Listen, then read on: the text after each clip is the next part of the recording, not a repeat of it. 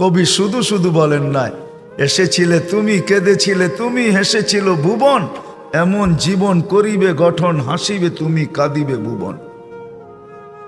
চলে যেতে হবে, কে কখন যাব এটাও জানি না।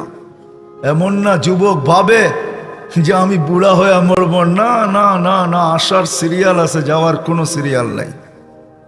ফেরেশতারা এই জন্যই আল্লাহকে বলছিলেন, এত সংখ্যা কেন বানাইছেন, দুনিয়াতে জায়গা নিবে না। আল্লাহ বলছে জাআলতু লাহুমুল মাউতা, আসবে যাবে, জায়গার অভাব হবে না। আজকে দুনিয়াতে জায়গার অভাব নাই। মানুষ 750 কোটি হইলে হবে কি, দুনিয়াতে জায়গার অভাব নাই। যান দুনিয়া ঘুরতে থাকেন, জায়গার অভাব নাই, জায়গার অভাব হবে না দুনিয়াতে। কে কখন যাব জানি না, নারী কখন যাবে সেও জানে না। সত্য এটাই, চির সত্য এটাই, 1 মিনিটের নাই ভরসা, এটাই সত্য।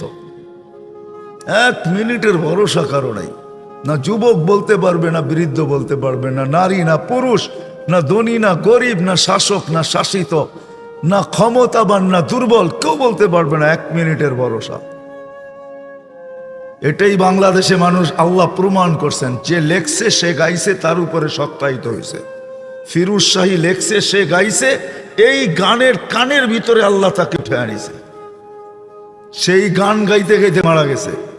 জান উঠে দেখেন নেটের ভিতরে, সত্য এটাই। চলে যেতে হবে। আসলাম আর চলে গেলাম, এরকম হবে না। তা ভুল ধারণা, আর আমার হিসাব কিতাব হবে না, এটাও ভুল ধারণা। লা তুসআলুন্না আনিন নাঈম, কোরআন আমাদেরকে বুঝায়, আল্লাহ বুঝায়, রসুল বুঝায়, বাধ্য করে না। মাঝে মাঝে বাধ্য করে দেখায় আল্লাহ।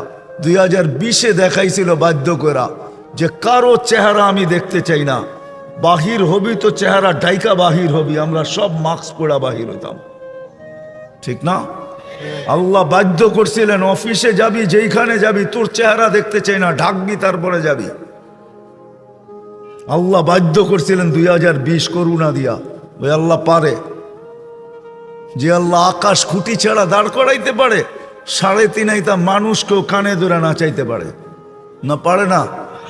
হ্যাঁ, কি আপনাকে ওইখান দিয়ে মনে হয় খুঁটি লাগায় রাখছে আকাশের?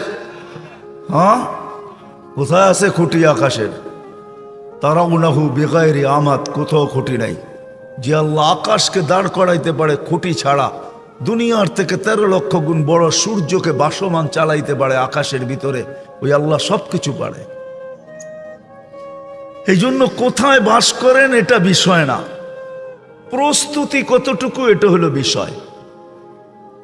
কেননা চলে যেতে হবে। গরিব গরিব গুরবতের ভিতরে, দারিদ্রতার ভিতরে, যুবক যৌবনের ভিতরে ভাবা উচিত। গরিব দারিদ্রতার ভিতরে ভাবা উচিত, নারী নারীত্বের ভিতরে ভাবা উচিত, পুরুষ পুরুষত্বের ভিতরে ভাবা উচিত, হাটওয়ালা হাটে বসা ভাবা উচিত, বাজারওয়ালা বাজারে বসা ভাবা উচিত, অফিসওয়ালা অফিসে বসা ভাবা উচিত। হাজারো কাহিনী আছে, নিজের অফিসে বসা নিজে জান দিছে, ওইখান থেকে আল্লাহ তার চেয়ারের থেকে তাকে উঠে আনিছে। সিসি ক্যামেরা সব ওপেন ছিল, খোলার পরে মালাকুল মউতকে আসতেও দেখে নাই, যাইতেও দেখে নাই, কিন্তু সে চলে গেছে। এটাই সত্য। বিদায় আমার কথা শুরু এটা ছিল, কে কোথায় বাস করে এটা আল্লাহর বিষয় না। আল্লাহর বিষয় হলো জীবনটা গড়ল কতটুকু, প্রস্তুতি নিল কতটুকু।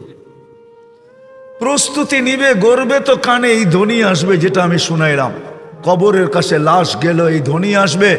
কবরের ভিতরও ধ্বনি আসবে, নামকা নাউমাতিল আরুস, নতুন দুলার মতো ঘুমায় থাক, কিয়ামতের দিন সকালে তোকে উঠাবো। আর এটাই সত্য, কিয়ামতের দিন সকালে ফেরেশতা উঠাবে তো ওলি আল্লাহ বইলা উঠাবে, কুমিয়া ওলি আল্লাহ, আল্লাহর ওলি উঠো, উঠবে। চোখ ডলতে ডলতে উঠবে, চোখ ডলতে ডলতে উঠবে, আর জিজ্ঞাসা করবে কাঁচা ঘুমের থেকে কেন উঠাইলা? বলবে কিয়ামত হয়ে গেছে। কোথায় যাব? বলে তাহতা আরশির রহমান, আল্লাহর আরশের নিচে যাবে। ফুতুরুকুম ইয়াবরুদ, তাড়াতাড়ি চলো, নাস্তা ঠান্ডা হইতেছে। যাবে আমনা সামনা বসবে, নাস্তা খাবে, জান্নাতের মাছের কলিজার কাবাব আর জান্নাতের রুটি খাবে।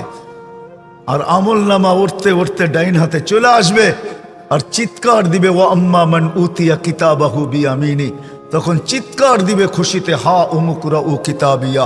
একজন আরেকজনকে আমলনামা দেখাবে, দেখ আমি কত নম্বরে পাশ করলাম, দেখ আমাকে কোন জান্নাত দিল, সব ডিটেলস লেখা থাকবে। ফেরেশতা এসে বলবে গাদা উকুম ফিল জান্নাহ, দুপুরের খানা জান্নাতে খাইতে হবে, জলদি করো। ওইখান থেকে উঠবে, নূরুহুম ইয়াসআ বাইনা আইদিহিম ওয়া বিআইমানিহিম। সমস্ত ওই দিন বুঝে আসবে উজু করার মজা। আজকে তো বুঝে আসে না, আজকে তো বসে বসে টেলিভিশন দেওয়া বুঝে আসে। আজকে তো বইলা বেড়াই আমি তো ব্যস্ত, দোকানে আসি দেখেন না। আল্লাহ বিবেক বুদ্ধি দেয় নাই আপনাদেরকে?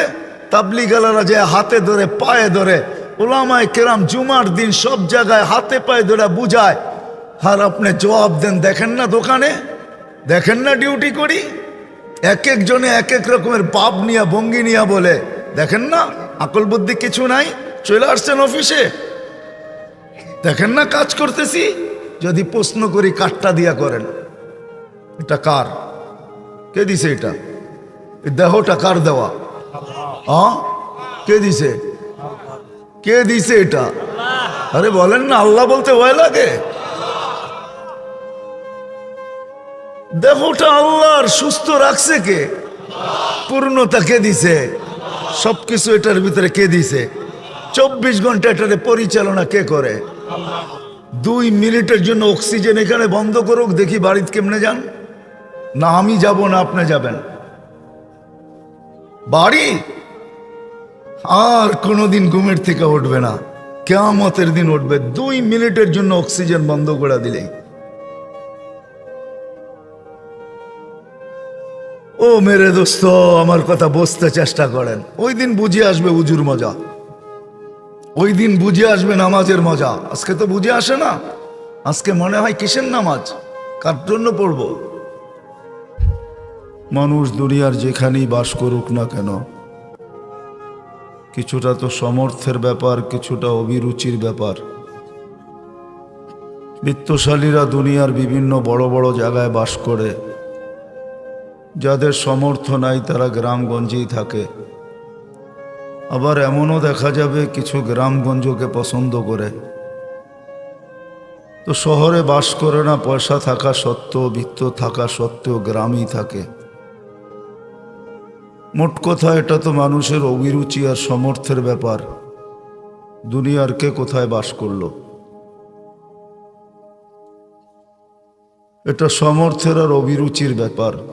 কিন্তু কে কোথায় জন্ম নিল এটা কারো সমর্থ বা অভিরুচির ব্যাপার না, এটা তো আল্লাহর ইচ্ছার ব্যাপার। আল্লাহ যাকে যেখানে চান ওইখানেই পাঠান। স্বাধীনতা এই ব্যাপারে আল্লাহ কাউকে দেন নাই। যদি দিতেন তাহলে মনে হয় আপনারা এইখানে কেউ থাকতেন না, কেউ জন্ম নিতেন না। বাংলাদেশের ঢাকা শহরেই জন্ম নিতেন বা উচ্চ উচ্চ শহরগুলাতে। দেশ হিসাবে যদি আল্লাহ স্বাধীনতা দিতেন তো আমরা বাংলাদেশই আসতাম না, আমরা সবাই বলতাম উন্নত দেশেই যাব। এটা না পছন্দ না অভিরুচি, বরং এটা শুধু আল্লাহর ইচ্ছার উপরে নির্ভর করে। দুনিয়াতে আসার পরে কে কোথায় বাস করলো এটা দুনিয়ার মানুষের বিষয়। এই জন্য দুনিয়ার মানুষ হাজারো জিনিস দেখে, কিন্তু সত্য এটাই যে আল্লাহ আমাদেরকে অস্তিত্ব দিছেন, আবার যে আল্লাহ আমাদেরকে নিয়ে যাবেন। যিনি আমাদেরকে অস্তিত্ব দিছেন, আবার যিনি আমাদেরকে অচিরেই নিয়ে যাবেন। থাকার সুযোগ এখানে কারো নাই, না ছিল, না আছে, না থাকবে। যেই আসবে হয়তো 60-70 বৎসর থাকবে। আল্লাহ রসুলের ইঙ্গিত এই দিকেই, আমার উম্মতি বাইনা 60 ও 70, আমার উম্মতের বয়স 60 অথবা 70 হবে। কলিল উম্মা ইয়াতাজাওয়াজুন, বহুত কম লোক পাওয়া যাবে যারা 60-70-এর চেয়ে অল্প দিন বেশি দুনিয়াতে থাকবে। 60-70-এর ভিতরেই চলে যাবে। দুনিয়া আজকে উন্নত বটে, কিন্তু উন্নত দেশগুলা তো গড়ায়ু 70-এর উপরে এখন পর্যন্ত পৌঁছে নাই। না আমেরিকার গড়ায়ু 70-এর উপরে, না কানাডা, না অস্ট্রেলিয়া, না ইউরোপ। দুনিয়ার কোনো উন্নত দেশের গড়ায়ু 70-এর উপরে এখনো যায় নাই। বিদায় সত্য এটাই যিনি নিয়ে আসছেন